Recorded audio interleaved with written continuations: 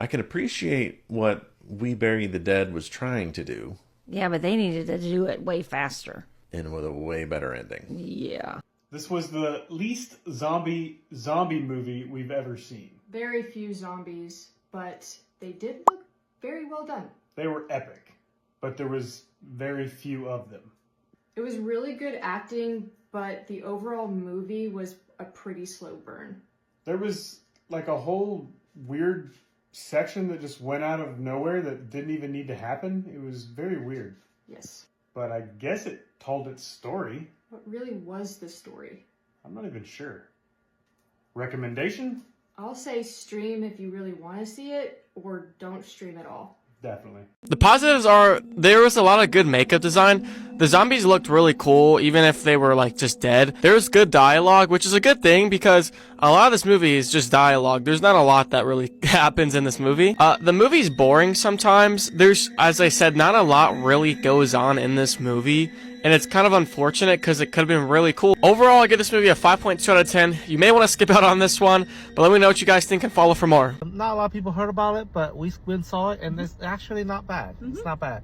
It's not like a big action like budget. You get a lot of zombies, and it's not like those big budget zombie films, but it's pretty good. Yeah. What do you think? Yeah, I actually quite enjoyed it. It reminded me a lot of 28 Days Later, the original. Where you do get some zombies. It's not like the all the time. non-sucky version. Yeah, yeah, not like the 28 Years Later, which we saw last year, leaving that behind in 2025. But yeah, this was actually it was a surprisingly good movie. I liked it. I really enjoyed it. Yeah. Well, okay. Let's give it a rating before we go into the spoilers. I give this an 8 out of 10. Yeah, 8 out of 10. Borderline like 9, but just lacking some things. So 8 out of 10. That's what I was gonna say too. I was very close to 9. Yeah. Just a few little things just made it an 8 for me. But Yeah, it was very good. Okay, okay. So 8 out of 10, guys. Go see this one, but don't expect a fast action, a big film, right? Just it's a very small budgeted, kind of limited action film, but it was very well made. So I just saw the movie We Bury the Dead, the newest zombie movie featuring Daisy Ridley, and my first movie of 2026. Happy New Year's, by the way. And while I wanted to love this movie as a big zombie movie fan, like a lot of the people in this movie, this did not show a lot of signs of life. Starting with the positives, Daisy Ridley is phenomenal in this movie. She carries the entire film as she plays this wife trying to find her husband that was on a work trip where a bomb went off in a part of Australia that essentially killed everyone in the region. So she joins this government-backed program of body collectors to try and go and find her husband. And throughout her trip, this movie does a really interesting job trying to focus on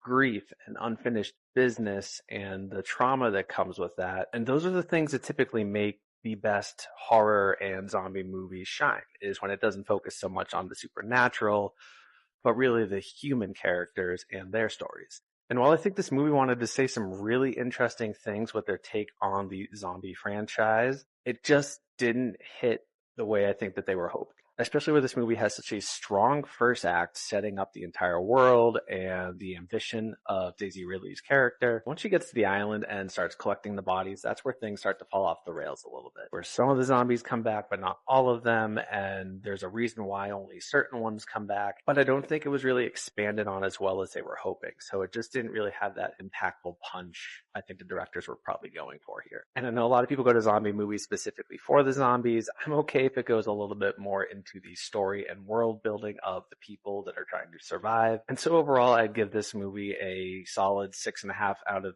10. By no means is it bad. It's pretty okay in my book, but I definitely wouldn't run out to the theaters to see this, especially where we have 28 years later. The Bone Temple coming in a couple weeks, that will probably be the zombie film to go watch. And I would definitely say hold on until this hits streaming, and if you're looking for something to watch, that's probably going to be the right time to check this one out. First of all, I've only ever seen Daisy Ridley in the Star Wars movies, so I wasn't really sure if she could actually hold a film on her own, because she is the central character of the movie.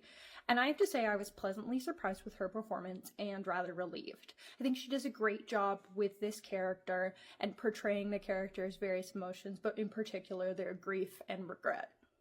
The zombie genre may be oversaturated, but I do like that this movie tries to bring something new to the genre, in particular, the cause of the quote-unquote zombie outbreak. The cause of the outbreak in this film, I won't spoil for you, but it is very fun and interesting, and I think it's a really interesting commentary on world politics, specifically the behavior of the United States. I really enjoyed the design of the zombies. I thought they were gross, and I thought the sound design of the zombies in particular was really well done. There was something about the way their teeth chattered that really grinded my frickin' gears. However, what I see being the biggest issue that people have with this movie also relates to the zombies. There are not consistent rules about what makes a zombie in the movie behave in particular ways, and I think that's really gonna bother people. My husband had that complaint. And the outbreak itself in this movie is used to tell a story about grief and loss. I feel like we've seen that before in other zombie movies as well, and I do like that thematic storytelling. However, I do wish they dived a little bit deeper in this film. I feel like at times it can be a very surface level exploration of these themes. But all in all, I did enjoy the movie. I thought it was pretty fun, and I was pretty locked in. So I will give this movie a 3 out of 5. I just got back from seeing We Bury the Dead. Let's get into this review. I'm gonna be honest, I didn't like this movie. I didn't watch the trailer, so I had no idea what to expect from this movie. When I watch zombie movies, I'm expecting there to be lots of fighting scenes with zombies. This did not give that. I feel like it had a lot of potential. Personally, for me, it fell very flat. On to the rankings. For plot, I give this movie a 2-star rating. For pace, I'm giving it 1 star. It took too long to get interesting. There wasn't a lot of super interesting parts. I hate to say that, but it was hard to get through for me personally. Fear, not scary at all. I don't usually find zombie movies scary. What is scary about zombie movies is the zombie itself, how predictable the zombies are, how fast they are, how strong they are. But like I said, there were not a lot of zombie fighting scenes. There were maybe like 2 out of the whole movie. So I'm giving Fear a 1-star rating. And for the overall ranking of We Bury the Dead, I give this a solid 1 star. Go see it in the movies for yourself. You may enjoy it. I just did not like it, and that's okay. I'm starting to feel like I should have just watched Train to Busan if I wanted to see a zombie fighting movie. This is your 30-second review of We Bury the Dead. It's that time of the year again, y'all, the month where movies go to die. And today we're starting off with a boring-ass zombie movie taking place in Tasmania, Australia, starring Ray Skywalker. I don't know how the fuck this movie dropped the ball so goddamn hard in one of the most popular genres ever. Does it want to be a slow burn melodrama about the exploitation of humanity? Or does it want to be a dark and gritty zombie movie about the self-destructive nature of human beings? I don't know, and it doesn't seem like this movie does either. There is so much wasted potential with the amazing production, beautiful cinematography, and fantastic performance by Daisy Ridley. This movie is nothing like the trailers make it out to be. It is long, slow, boring, and felt like I was watching a 4-hour movie of nothing happening, with some of the most ridiculous and predictable sequences ever. Don't waste your time on this. And that was your 30-second review.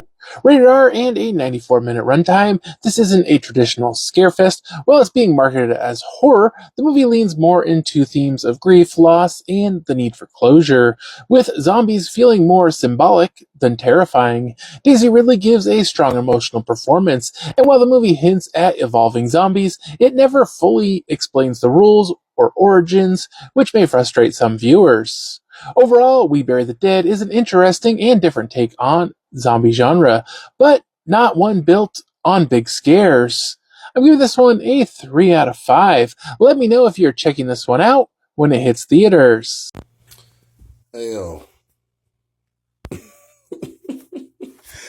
This is another movie.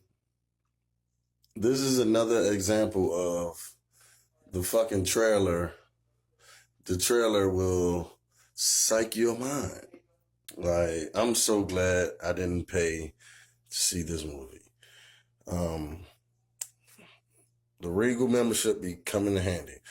And this film, it is a horror film. It has obviously all the gore, some really graphic scenes, but the tension rarely escalates.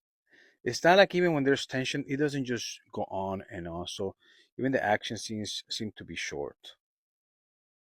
So overall, would I recommend this film? Hell yeah, I would definitely recommend this film. The only caveat is this: I would recommend on a stream, a stream at home, mainly because of the the pace. The pace of the film. If you go to a movie theater looking for an action zombie movie, this is not it. But at home, this is a really really good good watch. Just watch it at home because, like I said, I don't think it's probably worth going to the actual theater to catch it. But at home, dude, this is magnificent. Going to see We Bury the Dead, courtesy of Fandango. So let's see how this gonna go. So the movie was pretty okay. It falls in the horror thriller category, and I think it's because, you know, the zombies and the gore or whatever. But it was more thriller to me, but insightful at the same time.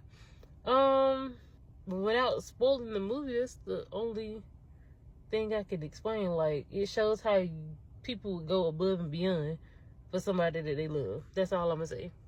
So it was alright. I would probably watch it again. But yeah. We Bury the Dead. It was fine. It was okay. I'd put it in like the watchable category. But yeah, the acting was really good. Daisy Ridley was always, you know, great as always. But it was also a really short movie. It was like an hour and a half long, and it feels like they kind of left a lot out. And it's a very kind of quiet movie, and it almost felt like they didn't even need the zombies, like with what the story was. It's kind of more about like marriage and stuff. And then they had the zombie trope of that normal people are maybe more dangerous than the monsters and all that. So yeah, I don't know. It's worth a watch. I'd probably wait till it comes out and stream it.